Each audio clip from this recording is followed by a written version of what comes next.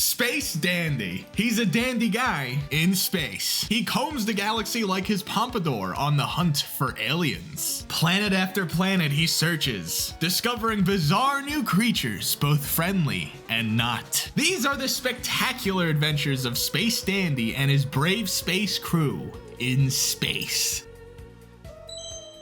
And yes, I did recite that from memory. You can tell how much I love this show. Space Dandy's probably the greatest anime you've never heard of, baby. And if you have, well, you got good taste. But if you haven't, sit down, because I'm about to change your life. From the absolute genius behind Cowboy Bebop, Shinichiro Watanabe. I can't say his name, I'm so sorry. Comes an anime that's both funny. Well, yeah, I came yesterday and I came today too. And don't you worry, I'm sure I'll come tomorrow, baby. Absolutely absurd. This is bad! Oh, hey, hold on a second. Give me some of those sick beats. And surprisingly profound. Whether I'm alive or dead, I'm still pretty dandy.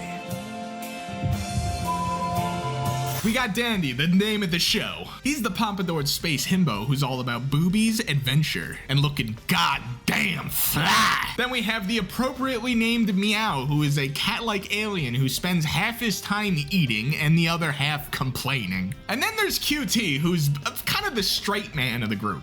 He's a robot and a glorified vacuum cleaner. I am not an old codger. I'm a state-of-the-art robot, thank you. Watch.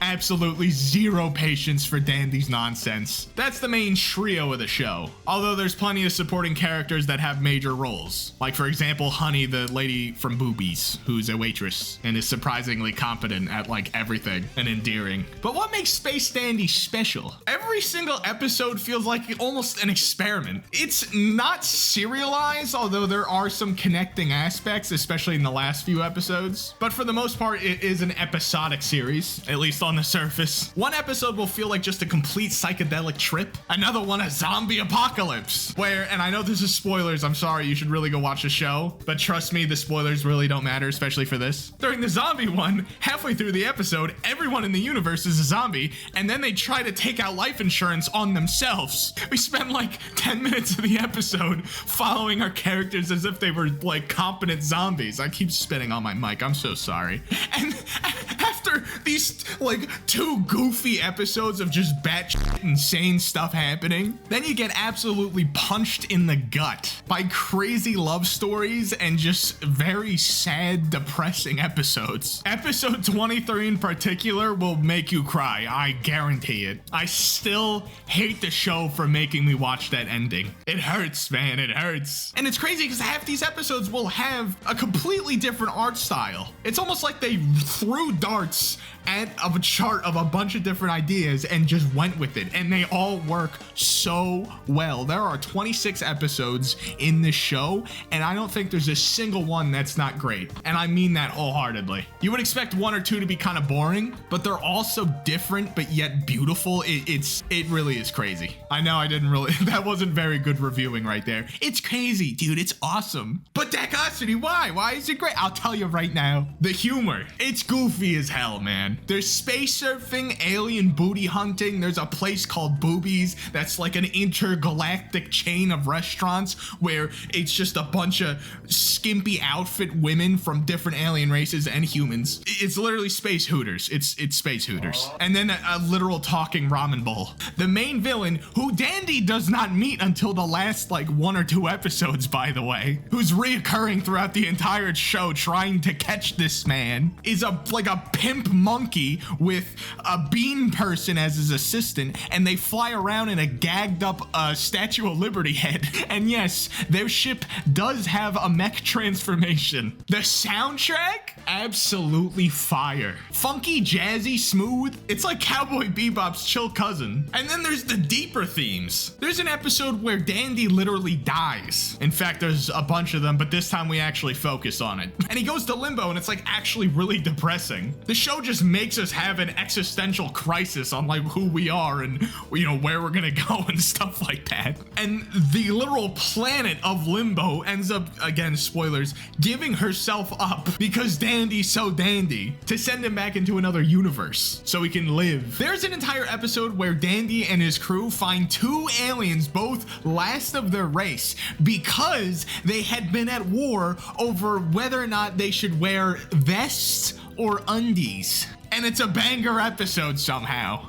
The goddamn vacuum cleaner has some crazy anime love story with another robot that leads into somehow a kaiju robot battle with gorgeous music and actual feelings put into it. I could keep going. The entire show is ridiculous. It explores the loneliness, identity, and the multiverse in ways that you would not expect from a show that's basically about space, keep spitting, space shenanigans. For God's sakes, there's also like an actual musical episode, which is also fire somehow. I also have a bit of a personal connection to this. I watched it when it aired and it blew me away. I don't know why I decided to watch it. I usually only watch anime that have crazy action and stuff, and the art style didn't even appeal to me in the beginning, but it just grips you in. One minute you're laughing at Dandy and in the other one you're crying. The next minute I'm thinking about like my whole world and what I'm gonna do with my life, and thinking about my parents and like my friends and loved ones. It's very rare that anime does that to you. Also, fun fact,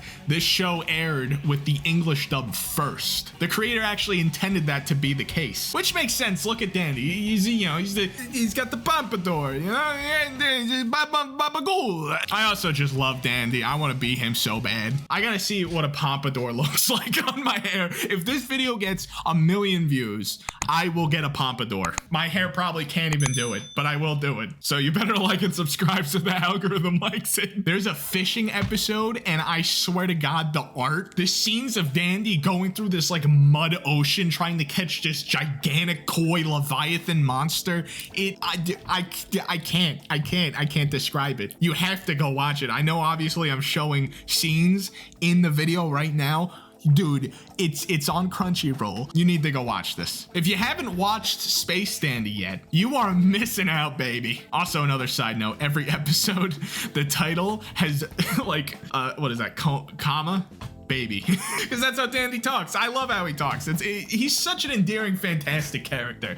I love him so much. I honestly, after this, I'm gonna make Sun Jin Woo from Solo Leveling, by the way, I talked about that on my channel, as my left screen monitor thingy, and then Space Dandy's going on the right one. Love that character. It wraps up so beautifully too, while still leaving room for a sequel of some kind. And I wish that they would make a season 3. Like, the ending was perfectly fine, but I just want to see these characters again. I love them. The art, the music, the vibes. It's all just, it's heartwarming. I just told you I didn't want to waste your time. Anyway, I love you guys. I really appreciate all the views I'm getting. Sorry, I just ate a ton of chicken. Like and subscribe, yada, yada, yada. I'll see you in the next one. Also, if you want me to, I can make a big video where I rewatch every single episode of the show and then just do like a little recap for each one. I would love to do that. I'm not even kidding. But that is a big project, so I would, you know, this needs to do well. All right, see ya.